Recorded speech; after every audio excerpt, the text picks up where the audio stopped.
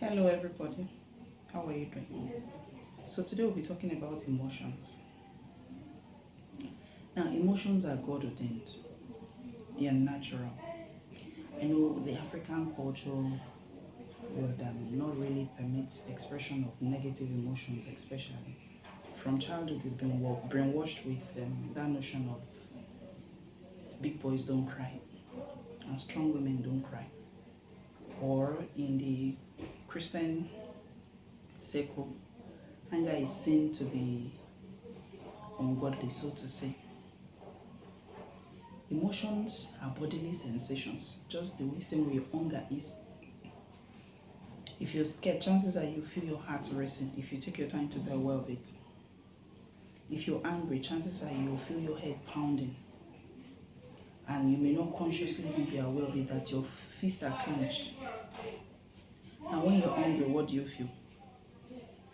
You feel just some nudgings within your tummy. The same way God sent and gave us hunger pangs for us to know we're hungry and there's a need. Emotions are also a need. Fear is a need for safety. Anger is a need to feel valued. Sadness is a need for connection. The positive emotions, many people don't have a problem with it. It's the negative emotions, that's where the challenge is many times when I see people in therapy. Now, Jesus, our prototype man, he felt emotions and he expressed them well. The shortest Bible verse is Jesus wept. I mean, the very Godhead, the third person of the Trinity, wept at the tomb of Lazarus, knowing fully well that he will still raise him. I mean, how do you explain that? He had to still give room to his emotions. So even while you know the outcome, or while you're trusting God for the outcome, it's normal, it's valid to experience your emotions in the now. Jesus also expressed anger. If you remember when he whipped people and chased them out of the temple because they had turned the temple into, they said they had turned my father's house into a den of robbers. That was people changing money, charging extra for those who had to make changes in the temple. They will sell more for the doves and the pigeons that had to be used for sacrifices. Jesus was not so calm and comported, but he had to express his anger. Now I know God's anger cannot be compared with human anger because God's anger is all righteous, all in the furtherance of his own will. But when you feel a need to be valued or you sense that you're being devalued, it's not out of place to express your anger. The truth is, most of us that will suffer from stifling our emotions, it's been primed from childhood. We've been raised like that.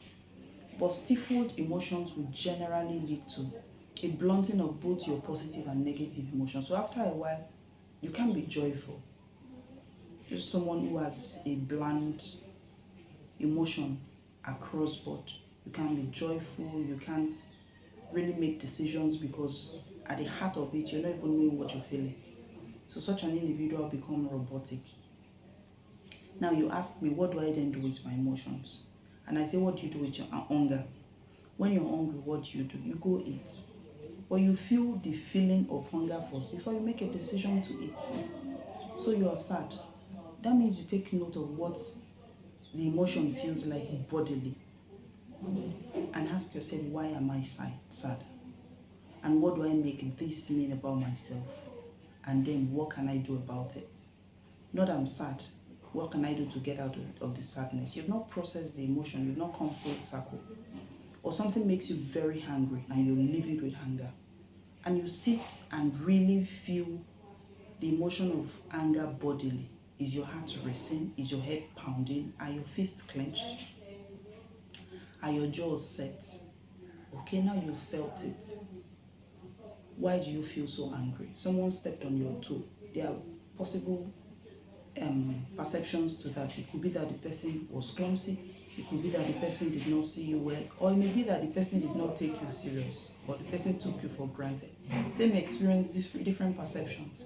But it takes sitting with emotion and asking yourself those potent questions of why.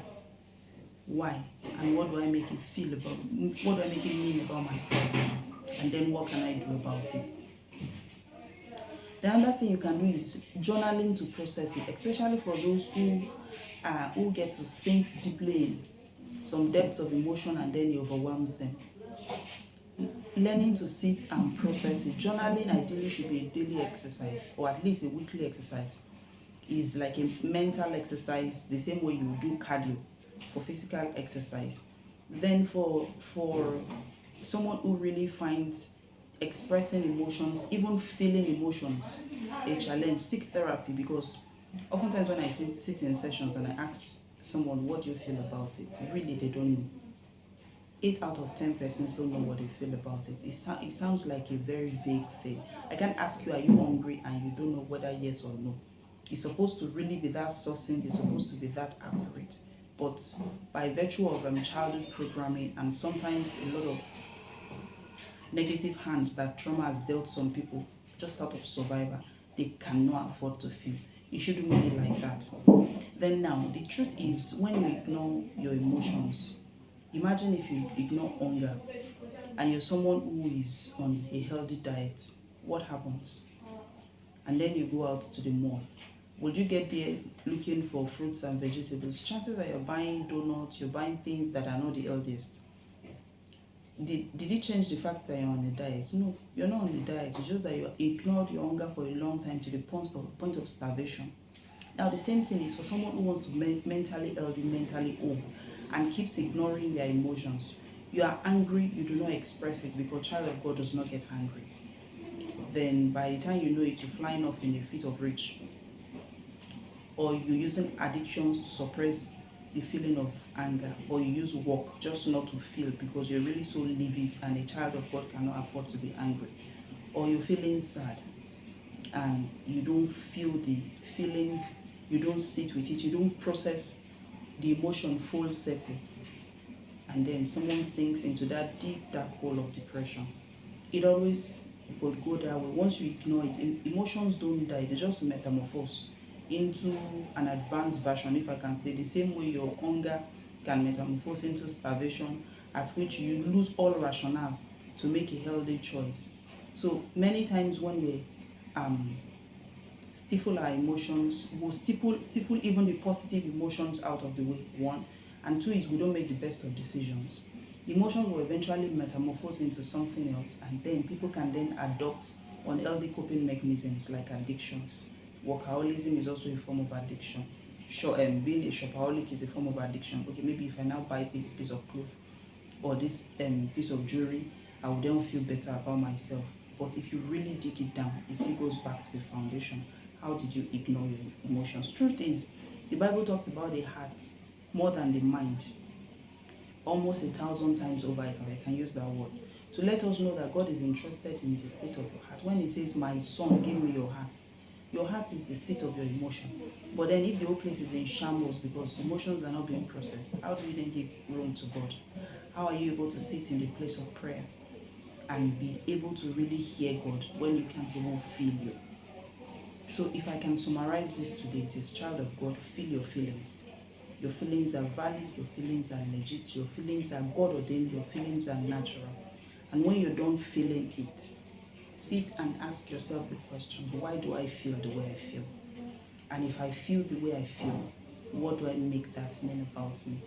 And if I make it mean this about myself, is it the truth? And if it's not the truth, how do I embrace the truth?